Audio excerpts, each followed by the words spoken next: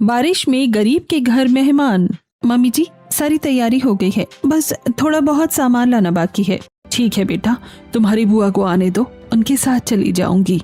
घर में शादी की तैयारी चल रही थी और तभी वहाँ पर थोड़ी देर बाद शांति की ननद विमला आ जाती है। आइए दीदी, प्रणाम। हाँ हाँ प्रणाम। जरा जल्दी से पानी पिला दो, बड़ी प्यास लग रही है और बहुत गर्मी हो रही है। तभी पायल वहाँ पर पानी लेकर आती है और जैसे ही विमला पानी पीती है तो मुंह बना लेती है। आय हाय, पानी बिल्कुल भी ठंडा नहीं है, भला इस पानी से भी कोई प्यास बुझेगी? बुआ जी, हमारे घर में फ्रिज नहीं है, इसीलिए मैं आपके लिए मटके का पानी लेकर आई हूँ, और मटके का पानी तो थोड़ा ठीक होता है। हाँ बस कर, मुझे सब पता है। पता नहीं कब जाकर तुम्हारे दिन सुधरने वाले हैं। घर में एक फ्रिज तक नहीं रख सकते। अरे घर में अब शादी ब्याह में इतने सारे मेहमान आएंगे, उन्हें ठंडा पानी कहाँ से पिलाओगे? अरे कोई बात नहीं पायल बेटा, तुम दुकान से जरा बर्फ लेकर आ जाओ। हाँ बस ऐसे ही टुकड़ों में 10 रुपए 20 रुपए की बर्फ लाते फिरना तुम। उसके बाद शीला कुछ नहीं कहती और पायल भी दुकान पर बर्फ लेने के लिए चली जाती है। तभी रास्ते में उन्हें उनकी पड़ोसन सरला मिल जाती है। अरे बेटा, बताना जरा, तुमने गीतों का टाइम किस समय का दिया था? मैं तो भूल ही गई थी। जी काकी, शाम को 6 बजे के बाद का है। अच्छा ठीक है। इस तरह पायल घर आ जाती है और फिर बाकी काम में लग जाती है और विमला शांति के साथ शॉपिंग करने जाती है। और शांति बहुत ही कम पैसे के अकॉर्डिंग सामान खरीद रही थी और वो अपना बजट देख रही थी, लेकिन इसी वजह से विमला ने मुंह बनाया हुआ था। दुकान पर ही विमला धीरे से शांति को कहती है, अरे अगर यही 2-2 रुपए का कपड़ा खरीदना था तो मुझे यहाँ पर बुलाने की क्या जरूरत थी? तुम्हारी कोई इज्जत नहीं है, लेकिन मेरी तो इज्जत है। और किसी ने मुझे इस तरीके से ये सस्ता सा सामान लेते हुए देख लिया तो मेरी क्या इज्जत रह जाएगी? इतना सस्ता सामान लेने से अच्छा है कि सामान ही मत लो।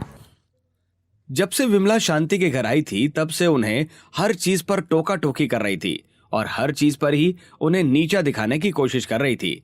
अब कुछ मेहमान तो अपने आप को सर्वोत्तम समझते हैं ना, लेकिन शांति भी उन्हें कुछ नहीं कह रही थी। शाम को गीतों का समय हो जाता है और गीत गाने के लिए पड़ोस की काफी सारी महिलाएं आ जाती हैं। घर में अच्छा माहौल था। सब गीत गाने के बाद शांति सबको प्रसाद देती है और सब अपने घर चले जाते हैं। हाँ, अब जाकर जरा सांस में सांस आई है। कितनी ज्यादा गर्मी लग रही थी मुझे। यहाँ पर तो ढंग से एक एसी तक नहीं लगवा रखा है। तुम लोगों ने पता नहीं क्या ही कर रहे हो जिंदगी में। ना तो घर में फ्रिज है और ना ही कोई एसी है। हाँ बहन, अभी घर के हालात कुछ ऐसे ही चल रहे हैं। कभी न कभी जरूर भगवान की कृपा से सब हो जाएगा। हाँ, तुम जैसे लोग तो बस भगवान की कृपा के भरोसे ही बैठे रहते हो, खुद तो कुछ करना नहीं होता। तुम भी बस आराम से यहाँ पर चारपाई पर पड़े रहते हो। बाहर जाकर कुछ काम करा करो, है ना? और ना ही तुम्हारे बेटे पता नहीं कौन सी ही नौकरी कर रहे हैं। रसोई में पायल के साथ निधि खाना बनवा रही थी, जिसे ये सब सुनकर बहुत ज्यादा गुस्सा आ रहा था। क्या जिंदगी में हम बस यहाँ पर ताने सुनने के लिए ही आए हैं भाभी? जिसे देखो हमारे ही घर में आकर कुछ भी कहकर चला जाता है और हम किसी को कुछ नहीं कहते।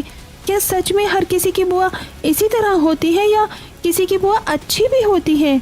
ऐसा नहीं है निधि, बुआ है तो बुरी ही होगी क्या? ये तो इंसान की खुद की सोच पर निर्भर होता है। कोई भी रिश्ता गलत नहीं होता। एक इंसान बस जब उस रिश्ते की लाज नहीं रखता तो ऐसी बातें होती हैं। कोई बात नहीं, तुम्हें इतना परेशान होने की जरूरत नहीं है।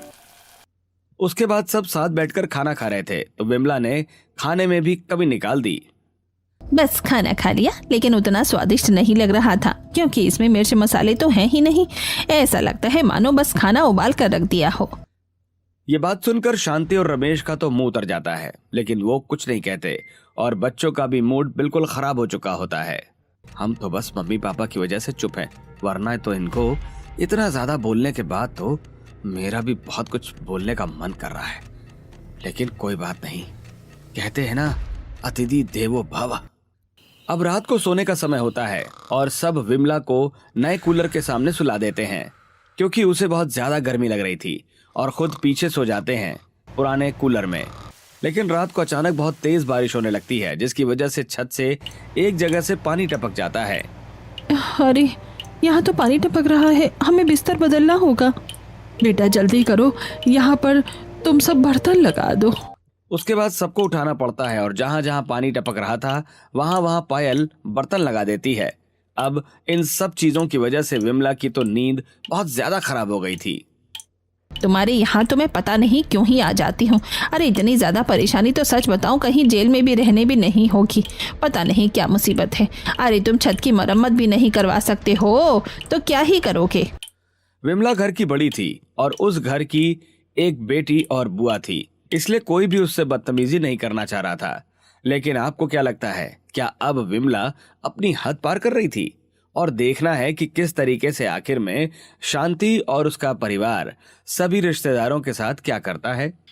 अगले दिन सुबह उठकर घर की सजावट का काम चलता है और शाम को रिश्तेदार आना शुरू हो जाते हैं। कुछ रिश्तेदार तो बस फॉर्मेलिटी के लिए वहां पर जाकर बाहर खड़े होकर बातें कर रहे थे कि अरे बस क्या ही बताऊं, मजबूरी में यहाँ पर आना पड़ा। कह देंगे कि काट दिया था और आए भी नहीं, वरना इन्होंने क्या ही इंतज़ाम कर रखा है। एक सस्ता सा तिरपाल लगा दिया है और उसी में एक हलवाई को बैठा दिया। इससे तो अच्छा है कि शादी ना ही करे। सही कहा तुमने, बिल्कुल सच में जल्दी से शादी खत्म हो और उसके बाद हम यहाँ से जाएं। इस तरह सब मेहमान बातें कर रहे थे और जब बारिश हो जाती है तो तिरपाल पर बहुत ज्यादा पानी गिरने की वजह से वो टेढ़ा हो जाता है, जिससे पानी नीचे आने लगता है। उसके बाद रोहनी कुछ पड़ोसियों के साथ मिलकर उसे ठीक करता है। हम पहले ही गरीब हैं और इस गरीबी में और ज्यादा मुसीबत सर पर आन पड़ती है। पता नहीं कब हम लोगों को भी इन मुसीबतों से थोड़ा सा आराम मिलेगा। कोई बात नहीं जी, आप शांत हो जाइए, सब ठीक हो जाएगा। शांति के परिवार की जैसी सामर्थ्य थी, उन्होंने किसी प्रकार शादी की और उसके हिसाब से सभी रिश्तेदारों को खाना खिलाया। उसके बाद छोटी बहू का घर में गृह प्रवेश करवाया जाता है। बेटा दाहिने पैर से कलश गिराकर घर में गृह प्रवेश करो। उसके बाद गृह प्रवेश होता है और रात को सब सो जाते हैं। कुछ रिश्तेदार जो पीछे से रुके हुए थे, उन्हें बाहर हॉल में सोने के लिए जगह दे दी जाती है और वहां पर सामने उनके लिए नया कूलर लगा दिया जाता है। लेकिन फिर भी जिसे कमी निकालनी है वो तो कमी निकालेगा ही। हाय राम, लेटे लेटे मेरी तो कमरियाँ कट गई। अरे पता नहीं कैसे यहाँ पर रहते हैं ये लोग। ऊपर से कूलर की हवा भी ठीक से नहीं आ रही है। अरे तू तो फिर भी आज रात को ही रुकी है। मैं तो यहाँ पर 2-3 दिन से रुकी हुई हूँ। मेरे बारे में सोचो जरा कि मुझे कितनी परेशानी होती होगी। इस तरह सब सिर्फ बुरी चीजों पर ही ध्यान दे रहे थे और एडजस्ट करने को बिल्कुल भी तैयार नहीं थे। अगले दिन सुबह घर की छोटी बहू नेहा की पहली रसोई थी और उसने सबके लिए आलू की सब्जी और गर्मा गर्म पूरी और साथ में आटे का हलवा बनाया था और सबको खाना परोसा। साथ में उसने मेहमानों के लिए अलग से पनीर की सब्जी भी बनाई थी। वाह बहू, बहुत ही स्वादिष्ट खाना बनाया है तुमने। हाँ, बहू ने तो खाना बहुत अच्छा बनाया है और पहली रसोई में बेचारी ने सिर्फ 2 ही आइटम बनाए हैं। अब इसमें उसकी भी क्या ही गलती। घर वाले जो ला कर देंगे वो तो वही बनाएगी ना। इस तरह घर में आए मेहमान किसी भी बात के लिए कोई मौका नहीं छोड़ रहे थे। थोड़ी देर बाद सारे रिश्तेदार वहां से चले जाते हैं। मेहमानों के जाने के बाद निधि का गुस्सा भी फूट पड़ता है। आजकल के मेहमान पता नहीं कैसे हैं, बिल्कुल भी एडजस्ट करना ही नहीं चाहते। जब देखो हर चीज़ में टोका टाकी करते रहते हैं और ऊपर से कुछ भी बोलते रहते हैं। अरे भाई ठीक है तुम लोग अमीर हो, लेकिन हर कोई तुम्हारी तरह इतना अमीर नहीं होता। कोई बात नहीं निधि, इतना ज़्यादा गुस्सा नहीं करते। और अमीर पैसे से नहीं हुआ जाता, अमीर तो हमेशा दिल से होना चाहिए। अगर कोई अमीर है और उसके पास बहुत पैसे हैं और वो किसी को 1 गिलास पानी तक न पिलाए तो उसका भी क्या ही फायदा। शांति का परिवार गरीब भले ही था, लेकिन उनके घर पर जब भी कोई मेहमान आता था तो वो उनकी बहुत अच्छे से खातिरदारी करते थे और सोचते थे कि वो उनके लिए ज्यादा से ज्यादा कर सके। जबकि उनके साथ बिल्कुल इससे उल्टा होता था। जैसे कि जब कुछ दिन गुजर रहे थे तो एक दिन शांति के पास उसकी बहन का फोन आता है। हाँ, तो तुझे चिंता करने की जरूरत नहीं है, सब ठीक हो जाएगा। फिलहाल बता कि क्या तू भाई के फंक्शन में कुछ दिन पहले जाएगी? उन्होंने मुझे बोला तो है कि कुछ दिन पहले आना है, लेकिन अभी नहीं हो पाएगा। मैं तो सिर्फ 1 दिन पहले ही जाऊंगी। तू बता तू कितने दिन पहले जाएगी? जब तू जाएगी मैं भी तभी जाऊंगी। इस तरह दोनों एक रिश्तेदार के परिवार के फंक्शन में जाने की बातचीत कर रही थी और तभी बाहर बहुत तेज बारिश होने लगती है। निधि बाहर आंगन में दहलीज पर बैठी हुई थी और बारिश को देखते हुए खुश होकर कहती है, कितने दिनों बाद ये बारिश इतनी अच्छी लगी है। हालांकि अभी बहुत कम बारिश हो रही है और एकदम बूंदाबांदी हो रही है, लेकिन फिर भी इसे देखकर कितना अच्छा लग रहा है। तुमने बिल्कुल सही कहा, जब मौसम अच्छा होता है तो मन भी खुश हो जाता है। लेकिन थोड़ी देर बाद जब वो दोनों घर के अंदर आती हैं तो देखती हैं कि 2-3 जगह से पानी बहुत हल्का हल्का टपक रहा था। क्या यार, इतनी कम बारिश में भी इतना ज्यादा पानी टपकने लगता है। अब तुम्हारी छत बिल्कुल ही खराब हो गई है, इसकी पूरी तरीके से मरम्मत करवाने में भी बहुत पैसा लगेगा। मेरे पास एक आइडिया है, अगर हम छत के ऊपर पीओपी और एमसील का इस्तेमाल करेंगे तो उससे छत थोड़ी दिन के लिए ठीक रह सकती है। मतलब हमें कुछ दिन तक उसके अंदर मरम्मत करवाने की जरूरत नहीं पड़ेगी। हाँ, ये आइडिया तो सच में अच्छा है, इस बारे में तो हमने सोचा ही नहीं। हम बस यही सोच रहे कि कब ज्यादा पैसे होंगे और कब अच्छे से पूरी तरीके से हम छत की मरम्मत करवा सकेंगे, लेकिन अभी काम चलाने के लिए ये जुगाड़ बिल्कुल सही है। इस तरह उन्होंने छत की मरम्मत के लिए भी एक हल निकाल लिया था, लेकिन गली में तो पानी की वजह से काफी कीचड़ कीचड़ हो रहा था। अड़ोसी पड़ोसी भी इस वजह से थोड़े से परेशान हो रहे थे। एक दिन जब शांति बाहर पड़ोसन के साथ खड़ी थी, सच में हमारी गली में तो बहुत पानी ठहर जाता है और बारिश की वजह से हमें कितनी ज्यादा परेशानी होती है। कुछ लोगों के घरों में तो पानी ही चला जाता है। शुक्र है कि हमारे यहाँ ऐसा नहीं हो रहा। तुमने बिल्कुल सही कहा बहन, कम से कम हमारे घर के अंदर तो पानी ही नहीं आ रहा, यही बहुत बड़ी बात है। हाँ, थोड़ा बहुत आ जाता है हल्का फुल्का, और कई बार छत से पानी टपकने की वजह से घर अंदर काफी ज्यादा गीला हो जाता है, लेकिन इस तरीके से गंदा और बारिश का पानी हमारे घर के अंदर सीधा नहीं आता। शुक्र है कि हमारा घर थोड़ा ऊंचा है और फिर हमारे घर के बाहर आंगन भी तो है, आंगन में थोड़ा पानी आता है बस। आंगन को तो हम वैसे भी सुखा सकते हैं, उसकी इतनी बड़ी कोई बात नहीं होती। बस जहाँ हम रहते हैं खाते पीते हैं वहाँ पानी नहीं आना चाहिए। यहाँ पर बारिश के पानी की निकासी बहुत ज़्यादा कमज़ोर है, इसलिए तो ये सब हो रहा है। इस तरह दोनों बातें करती हैं और शाम को बारिश रुकने के बाद शांति दुकान पर जाकर अपने लिए एक सस्ती सी साड़ी खरीद कर ले आती है। मम्मी, थोड़ी अच्छी साड़ी लेकर आ जाती, इतना बड़ा फंक्शन है तो वहाँ पर ऐसे अच्छा नहीं लगेगा। इस तरह से नॉर्मल सी साड़ी पहन कर जाना। बेटा, हमारे घर का जैसा बजट होगा उसी हिसाब से तो हमें खरीदना होगा ना। कहते हैं ना कि जितनी चादर होती है उतने ही पाँव पसारने चाहिए। फिर मैं तो वहाँ पर किसी को दिखावे के लिए नहीं जा रही। अब फंक्शन में खुशी में दूसरों के तो शामिल होना चाहिए, बस वही बात है। इस तरह दिन गुजरते हैं और शांति और रमेश तैयार हो जाते हैं और उनके साथ जाने के लिए रोहन और निधि भी तैयार हो जाते हैं। ठीक है भैया, आप सब आराम से जाना, बारिश का मौसम है तो कहीं से ऑटो वगैरह कर लेना। अगर तेज बारिश होने लगेगी तो हाँ मेरे भाई, चिंता मत कर, हम आराम से चले जाएंगे। इस तरह सब रिक्शा करके वहाँ से चले जाते हैं और उसके बाद ट्रेन से होते हुए वो एक रिश्तेदार के घर पर पहुँच जाते हैं जहाँ बहुत बड़ा फंक्शन था। रोहन फंक्शन के काम करवाने में मदद करने लगता है। तभी वहाँ पर जिसके घर में फंक्शन था वो तैयार होकर आती है। अरे तुम सब यहाँ पर खाली क्यों बैठे हो? तुम्हें दिख नहीं रहा है कि घर में कितना ज्यादा काम है? जरा थोड़ा सा काम तो कर दो। और निधि बेटा, तुम भी यहाँ आराम से बैठी हुई हो, तुम्हारी सारी भाभी तैयार हो रही हैं तो तुम्हें उनके बदले में थोड़ा सा जाकर रसोई में काम करना चाहिए ना। ठीक है मामी, मैं जाकर काम कर रही हूँ। इतना कहकर निधि तो उठकर चली जाती है, लेकिन शीला को अभी भी रास नहीं आ रहा था। अरे शांति, तुम भी जरा जाकर कुछ काम कर लेती तो अच्छा होता।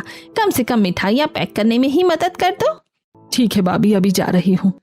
शीला के घर में जो भी अमीर और अच्छे बैकग्राउंड से मेहमान आ रहे थे उनके साथ तो काफी अच्छा व्यवहार हो रहा था और उन्हें काम करने के लिए बिल्कुल भी नहीं कहा जा रहा था।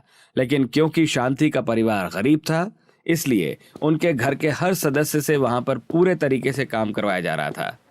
जब निधि सबके लिए चाय लेकर आती है तो देखती है कि वहां पर उसकी उम्र की ही उसकी दूसरी मौसी की लड़की बैठी हुई थी। अरे प्रीति, तुम यहाँ पर आ गई तुम? हाँ बिल्कुल, तुम कैसी हो और तुमने कैसा हाल बना रखा है अपना? क्या तुम यही सूट पहन कर फंक्शन अटेंड करने वाली हो? हाँ बिल्कुल।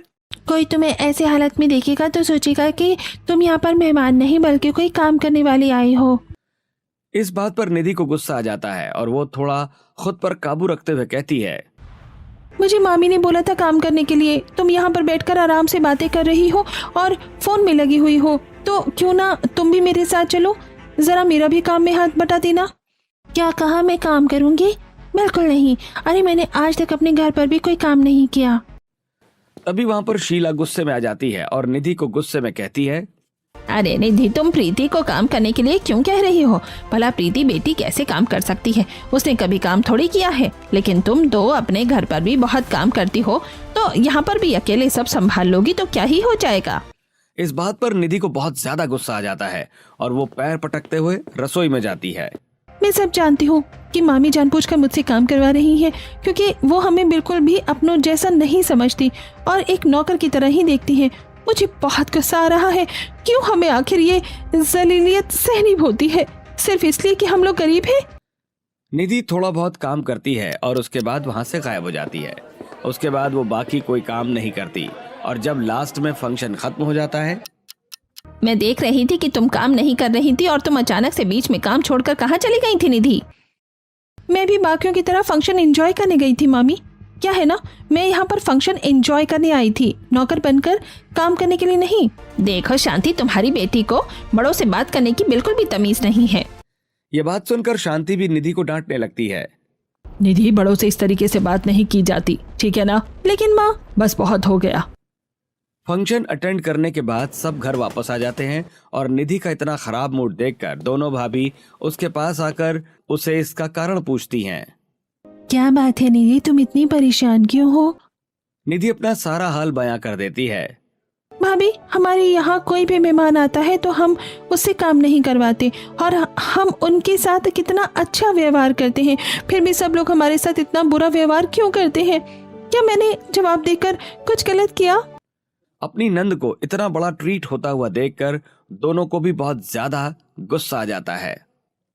बिल्कुल नहीं, तुमने कुछ गलत नहीं किया, बल्कि आज के ज़माने में अपने लिए स्टैंड लेना चाहिए ही, वरना लोग हमें टेक फॉर ग्रांटेड लेने लगते हैं। बिल्कुल, तुमने कुछ गलत नहीं किया है, तुम बिल्कुल सही हो और हम अगर वहाँ होते तो हम ज़रूर तुम्हारा साथ देते। लेकिन मम्मी जी ने जवाब क्यों नहीं दिया?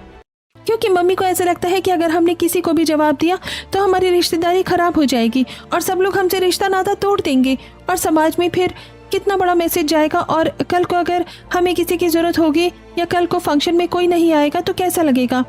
तो इन सब चीज़ों के लिए रिश्तेदारों की तो होना बहुत ज़रूरी होता है ना, क्योंकि हमारी गरीबी की वजह से पहले ही कोई हमारे साथ रिश्ता नहीं रखना चाहता। हाँ, अगर हम उनका काम करेंगे तो इस तरीके से रिश्ता बना रहेगा। मुझे तो लगता है कि ये कारण बहुत ही ज़्यादा गलत है, क्योंकि हमें किसी की भी ज़रूरत नहीं है। हम अपने परिवार में खुद अकेले खुश रह सकते हैं और सिर्फ गरीबी की वजह से अगर किसी को हमसे रिश्ता नाता नहीं रखना तो बेशक ना रखे। वहीं दूसरी तरफ शांति भी इस बारे में रमेश से बात कर रही थी। सच में गरीबी की वजह से हमारी मजबूरी रह गई लोगों के साथ इस तरीके से रिश्ते बनाने की, वरना मुझे भी बिल्कुल अच्छा नहीं लग रहा था कि वहाँ पर कोई भी काम नहीं कर रहा था और मुझे और मेरी बेटी को नौकरों की तरह वहाँ काम करना पड़ रहा था।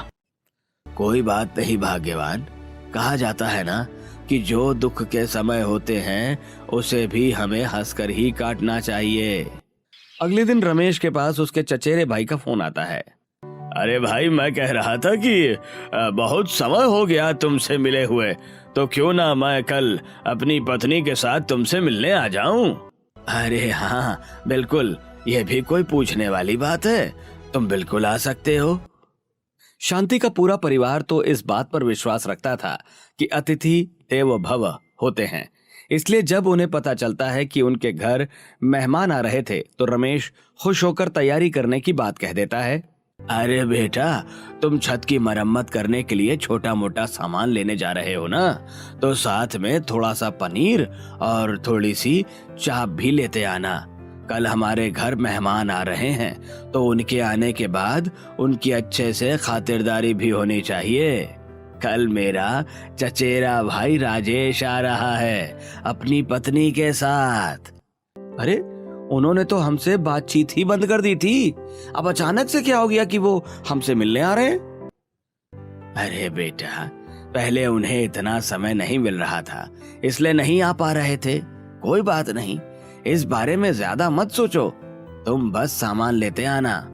वहीं दूसरी तरफ नेहा और पायल भी मेहमानों के आने की तैयारी शुरू कर देती हैं। उन्होंने कुछ नए बर्तन निकाल लिए थे, उनके लिए अलग से गद्दे निकाल लिए थे, मतलब मेहमानों के लिए सारी तैयारियां हो चुकी थी। सब लोग रात को सूखे दाल चावल खा रहे थे। खाना खाने के बाद छत पर पीओपी डालकर एमसी लगाकर उसकी मरम्मत कर दी जाती है। रोहन और यश ने ये काम खत्म कर दिया।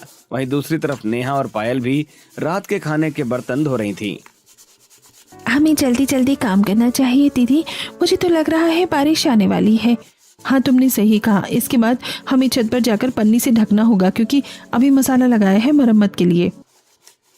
उसके बाद दोनों बर्तन धोकर अंदर आ जाती हैं और थोड़ी थोड़ी बूंदाबांदी शुरू हो जाती है, जिसके बाद वो दोनों छत पर जाकर एक बड़ी सी पन्नी से छत को ढक देती हैं। अगले दिन उनके घर पर मेहमान आते हैं। बहुत तेज बारिश हो रही थी। मेहमान अंदर तक चप्पल पहन कर आते हैं, जिसकी वजह से कीचड़ हो जाता है। आप जरा यहाँ पर चप्पल निकाल दीजिए। अरे हाँ, माफ कीजिए, हमें अपने घर पर चप्पल पहनकर रहने की आदत है ना, इसलिए।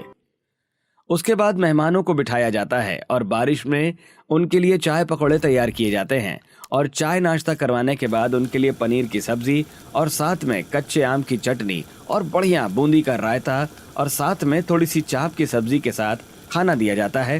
अरे आप लोग खाना क्यों नहीं खा रहे हैं? जी हम खा लेंगे जब तक आप खाना खाइए। पहले मेहमानों को खाना खिलाया जाता है, उसके बाद उन्हें कमरे में आराम करने के लिए भेज दिया जाता है। उनके जाने के बाद पूरा परिवार चटनी और रोटी खा रहा था क्योंकि सब्जी बहुत कम थी और सिर्फ मेहमानों के लिए स्पेशल महंगी सब्जी बनाई गई थी।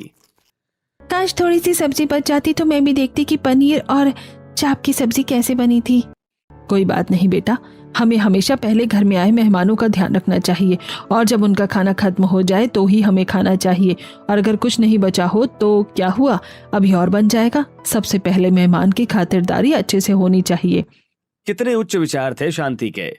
लेकिन वहीं दूसरी तरफ अंदर कमरे में बैठे मेहमान।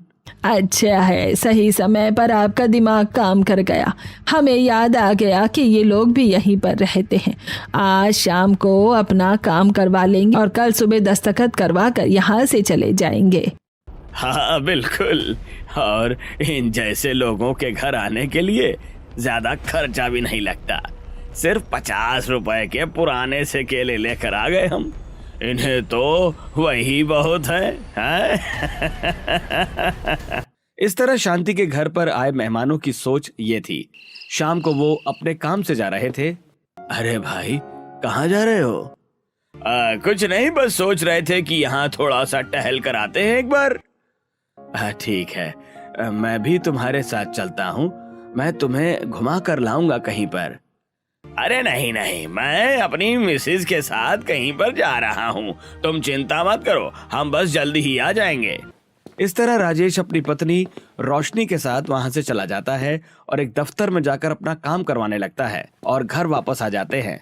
शाम को फिर से उनके लिए घिया के कोफ्ते बनाए जाते हैं और बाकी सबके लिए खाना बहुत कम बच गया था, लेकिन फिर भी उन्होंने थोड़ा थोड़ा खा लिया था। वो लोग अपनी तरफ से पूरी कोशिश करते हैं कि बारिश में आए मेहमानों की अच्छे से खातिरदारी हो सके, लेकिन कुछ लोगों को कहाँ ये सब हजम होता है। रात को सोते समय कमरे में बड़ी मजबूरी थी जो हम यहाँ पर आ गए। इतना तो यहाँ पर एक ढंग का एसी है, ना ही ढंग का बिस्तर है।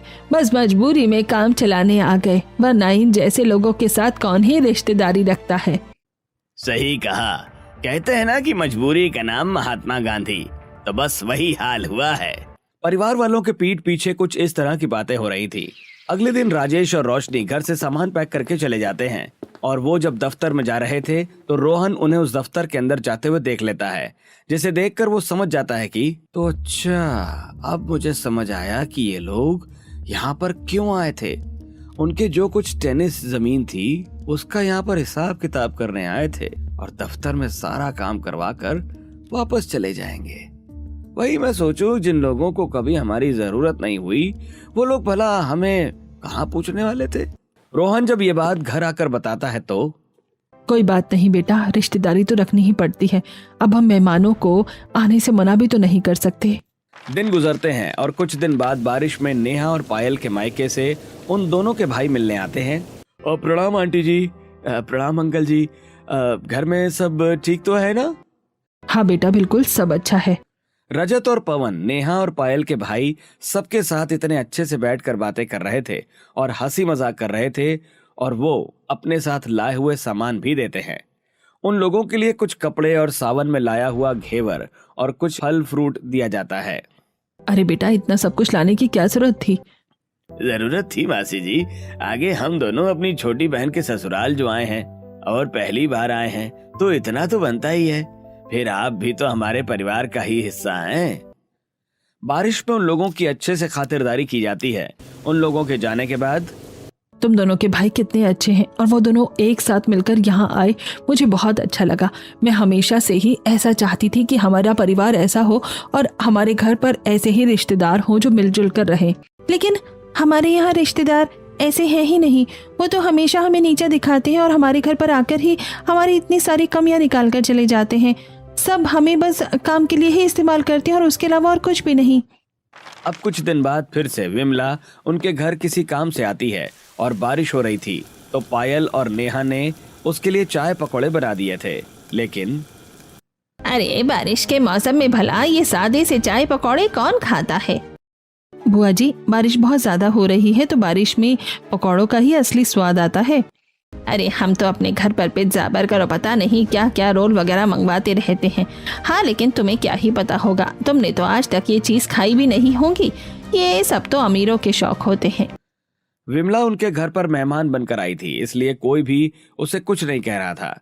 लेकिन ये सब सुनने के बाद आज शांति की आंखों में आंसू आ जाते हैं और जब विमला वहां से चली जाती है। मम्मी जी, आज मैंने आपकी आंखों में दर्द देखा है। मुझे लगता है कि आपको इन सब बदतमीजी को और नहीं सहना चाहिए। मुझे लगता है कि आपको अपने लिए स्टैंड लेना चाहिए। अगर हम उन्हें जवाब देंगे तो वो हमारी रिश्तेदारी खराब हो जाएगी और फिर कोई हमसे रिश्ता नहीं रखना चाहेगा। मम्मी जी, आप क्यों नहीं समझ रही हैं कि कभी भी बदतमीजी को सहना बिल्कुल भी सही नहीं होता है। हमें उसके खिलाफ जवाब देना चाहिए। सब लोग बस हमारा इस्तेमाल कर रहे हैं और हमें किसी को इतना ज़्यादा सिर पर नहीं चढ़ाना चाहिए कि वो हमेशा हमें बस नीचा ही दिखाता रहे और बस अपने फ़ायदे के लिए इस्तेमाल करता रहे। भला ये कौन सी रिश्तेदारी और यहाँ पर आने वाले कौन से मेहमान हमारे कोई काम आ रहे हैं? लेकिन फिर भी शांति कोई जवाब नहीं देती और ना ही वो किसी से भी रिश्तेदारी तोड़ने के लिए तैयार थी। एक दिन रात को जब सब सो रहे थे और बहुत तेज बारिश हो रही थी, तब अचानक से रमेश के सीने में बहुत ज्यादा दर्द होने लगता है। अरे, कोई बचाओ, मेरे दिल में बहुत ज्यादा दर्द हो रहा है। अजी, आपको क्या हो गया? पापा रुकिए, हम अभी आपको हॉस्पिटल लेकर जा रहे हैं। रोहन, यश, जल्दी से अपनी बुआ जी, ताऊ जी, किसी को भी फोन करो। कोई यहाँ पर जल्दी से हमारे यहाँ गाड़ी लेकर आ सके तो। उसके बाद रोहन अपनी बुआ को और ये अपने चाचा को फोन करता है। अरे, क्या बात है बेटा, इतनी रात को फोन क्यों किया है? बुआ जी, पापा के सीने में बहुत ज्यादा दर्द हो रहा है और आप तो जानते हैं कि यहाँ गांव के अस्पताल में उनका इलाज नहीं चल रहा था। हमें उन्हें जल्दी ही गांव के बाहर वाले अस्पताल में लेकर जाना होगा। मैं कह रहा था कि क्या आप गाड़ी भिजवा सकती हैं? अरे बेटा, इतनी रात को सब सो रहे हैं। रवि भी ड्यूटी करके आया है, बहुत थक गया होगा, तो ऐसे कैसे हो पाएगा? और हमारी गाड़ी भी शायद खराब हो रखी है। ऐसा जवाब सुनकर रोहन को बहुत बुरा लगता है और उधर से यश के चाचा ने भी ऐसा ही जवाब दिया था। चाचा ने तो साफ मना कर दिया और उन्होंने बहुत ही बेकार जवाब दिया है कि कुछ भी होता है तो हम यहाँ पर तभी फोन कर देते हो। लेकिन तभी वहां पर पवन और रजत, पायल और नेहा के भाई अपने दोस्त की गाड़ी को लेकर आ जाते हैं और जल्दी से रमेश को अस्पताल लेकर जाते हैं और उसका इलाज करवाते हैं। अच्छा है कि आप पेशेंट को एकदम सही समय पर लेकर आए, तो इनका सारा इलाज समय पर हो गया। अभी तो ये दवाई से ठीक हो जाएंगे, अगर थोड़ी सी भी देर हो जाती तो मुसीबत हो जाती। इस तरह परिवार वालों को राहत मिलती है और उसके बाद सभी घर आ जाते हैं। आज पवन और रजत पूरा दिन वहीं पर रुके हुए थे, क्योंकि आप चिंता मत कीजिए, आज हम यहीं पर हैं। अगर किसी भी चीज की जरूरत है तो आप हमें बता सकते हैं। एक दुख में पहली बार सच्चा रिश्तेदारों को साथ पाकर शांति और रमेश को बड़ा अच्छा लग रहा था और वो रमेश की डाइट के लिए थोड़े बहुत फल फ्रूट भी लेकर आते हैं। सच कहूँ तो बेटा, पहली बार एहसास हो रहा है कि किस तरीके से परिवार वाले भी काम आ सकते हैं, वरना आज से पहले कभी हमारा किसी ने इतना नहीं किया था। हमारे परिवार वाले कहते हैं कि बेटा, एक बार तो किसी के सुख में जाओ ना जाओ, लेकिन किसी के दुख में जरूर जाना चाहिए। ये सब बातें सुनकर सबको बहुत अच्छा लगता है। इस तरह दिन गुजरते हैं और मुसीबत के समय आखिरकार शांति और रमेश को पता चल ही जाता है कि ऐसे झूठे रिश्तेदार रखने का भी कोई फायदा नहीं है और मेहमान उन्हें जब आकर परेशान करते हैं तो उन्हें अपना स्टैंड लेना चाहिए और ये सब बर्दाश्त नहीं करना चाहिए। इसलिए जब उनके पास विमला का दोबारा कॉल आता है, हाँ तो भाभी भैया कैसे हैं? अब ठीक तो है ना? इतने दिनों से मुझे टाइम ही नहीं मिल रहा था तो सोचा कि आज शाम को आ जाऊंगी। अरे दीदी, पूरे 2 हफ्ते बाद आपको याद आ रहा है। आपके भाई की तबीयत खराब थी। वैसे अब आपको यहाँ आने की कोई जरूरत नहीं है, अब वो बिल्कुल ठीक हो चुके हैं। अच्छा, लेकिन कोई बात नहीं, मैं 2 दिन के लिए आ जाऊंगी। आपको आज के बाद यहाँ पर कभी भी आने की जरूरत नहीं है, क्योंकि ना तो हमारे घर का खाना अच्छा है और ना ही हमारे यहाँ पर सोने के लिए बिस्तर और ना ही AC है। इसलिए आप आराम से अपने घर पर रहिए और कभी भी आपको बात करने का मन करे तो फोन कर लीजिएगा। दरअसल हमारे पास भी इतना टाइम नहीं होता कि हम आपसे फोन करके कुछ पूछेंगे। इतना कहकर शांति कॉल कट कर देती है और विमला हैरान हो जाती है। उसका ये जवाब सुनकर परिवार वाले बड़े खुश होते हैं। मम्मी, आपने तो कमाल ही कर दिया। कुछ दिन बाद जब उनके घर बारिश में फिर से मेहमान आते हैं, रात हो रही होती है और बारिश हो रही होती है। उनके घर पर राजेश और रमेश का दूसरा भाई आता है। अरे मुझे पता चला रमेश कि तुम बहुत बिजी थे, सोचा कि आकर तुमसे मिल लिया जाए। हाँ भाई, आज रात को हम यहीं पर तुम्हारे पास रुकेंगे। उस रात गाड़ी तो बस इसलिए नहीं दे पाया क्योंकि मेरी गाड़ी का टायर पंचर हो गया था। अरे तुम दोनों ने आने की तकलीफ क्यों की? कोई बात नहीं, रहने दो। अरे इसमें तकलीफ कैसी है? रात को हम तुम्हारे पास रुकेंगे, खूब बातें करेंगे। दरअसल हमारे घर में बिन बुलाए मेहमान की कोई जगह नहीं है। अब हमारा घर बाल बच्चों वाला हो गया है। बहू के कमरे हैं तो यहाँ सुलाने की कोई जगह नहीं है। चाय रखी है, चाय पीकर आप जा सकते हैं। इस तरह बारिश में मेहमानों के आने की वजह से उन्हें पता चल गया था कि कौन अपना होता है और कौन पराया। पहली बार परिवार वालों ने रिश्तेदारों को उनके हिसाब से उनका जवाब दे दिया था।